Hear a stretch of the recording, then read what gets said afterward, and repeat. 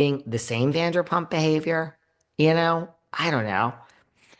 I don't know. So she reads it and she's showing that there was a joke from April and it took this long to respond. And she said, if you need me, I have never repeated anything you told me. I never have, and I never will.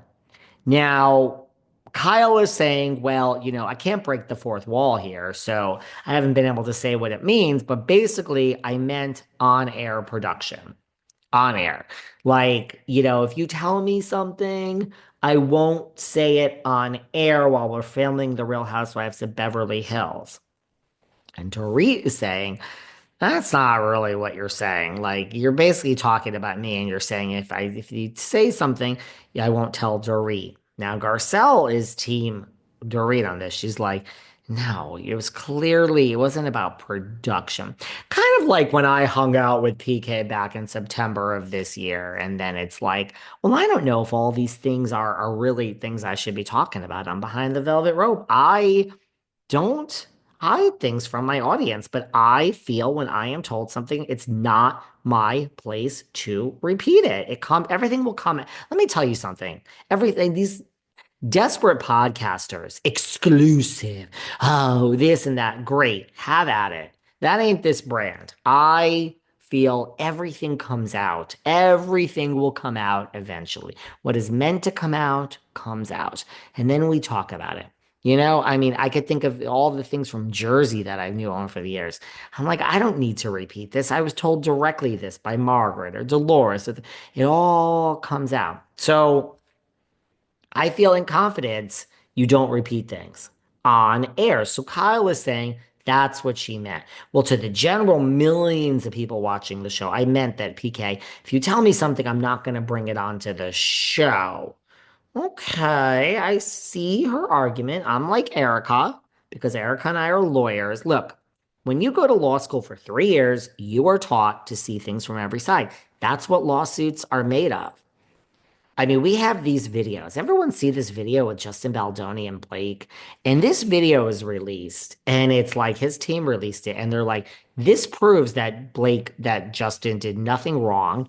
And I'm watching it, and I'm like, man, Blake is fucked. This really does prove he did nothing wrong. It's a total unedited 10-minute video.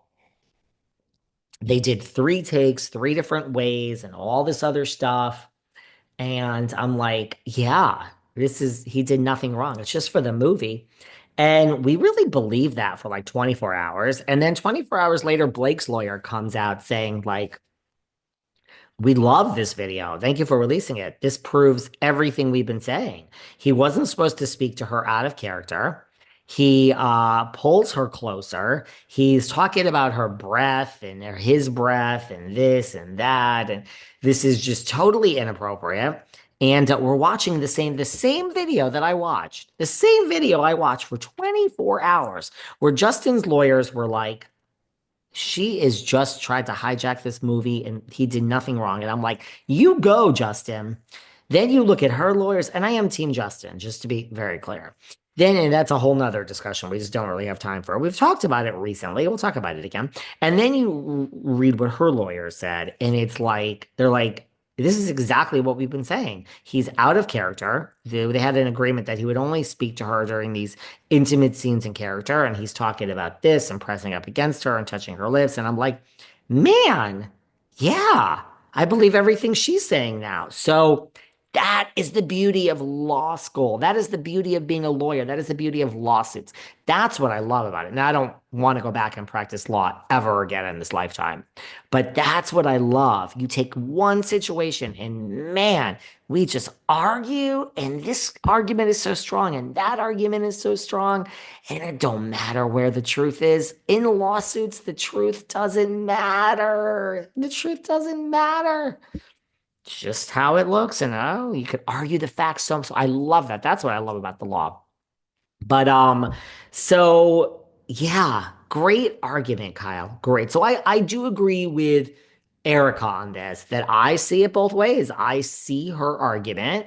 I am Team Dorit. I don't exactly think that's what she meant, but it is a compelling argument that, like, I meant on the show. I meant, like, if you told me something I wouldn't tell Sutton, Garcelle, Boz, Tilly, Kathy, the whole general show here, and I wouldn't repeat it on air in front of millions of people and give it life. Like, if this is confidence behind the scenes, I'm not going to bring it on the show. Well, Dorit ain't having it, and the other girls, especially Garcelle, ain't having it. And they're like, you clearly meant Dorit. So I do think that is what she meant, but I love that Kyle has found this loophole, and it's not the worst argument ever, is what I'm saying. I do agree with Bose, and I do agree with Garce that the more Kyle gets angry and cries and throws her theatrics, the more likely it is that she looks guilty and she's just trying to distract. Kyle sees it totally different. She's saying, well, job well done, Dorit. You've treated me like a shitty ass friend over the past however many months. And now everyone is talking about my damn text, and you win because that is exactly what you wanted. Kyle got very upset. She's like, this is ridiculous. I had to do this, and I am done. And she stormed out. She did not like being held to the fire. Again, just like Lisa Vanderpump, Kyle. Erica Jane has revealed that she would have left too. She's like, "Fuck this bitch." These women try to hold my feet to the fire when my chips were down, and the whole world wanted me hung up to a cross because of Mr. Girardi. And I get it, and I'd be like, "Peace out. I don't need this fucking shit in my life." Okay, Erica, we see you, girl. And Dorit is like, well, PK was going out with Mo many nights, and afterwards he ends up back at the place for an after dinner for a brandy and a cigar. And Kyle is there, and they're all talking, and they're talking about me. And I know they're talking about me because PK has told me that he's talking about me. So give me a break. They send Jennifer Tilly out to be a spy because they're now on the street corner.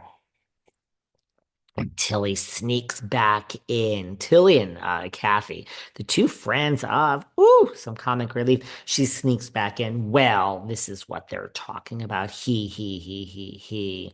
And Dorit reveals, I'm sure if PK works, he seemed thrilled that Dorit revealed that he's a full-blown alcoholic and all this other stuff. She said it a million times.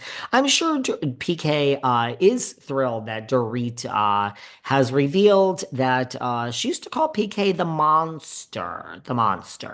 And according to Dorit, she has protected PK for all these years. And she knows he's a good person, but the monster came out at times. And when the monster came out, the monster yelled at her and spoke to her very inappropriately. This is what Dorit says. And I protected the monster. And when the monster came out, it was bad. And you have no idea what you're talking about, little girl Kyle. And Kyle listens and she's like, wow. Then she goes and does a confessional. It doesn't seem like Kyle is team Dorit or PK. Seems like she's team PK. Seems like when she said to PK, I won't reveal anything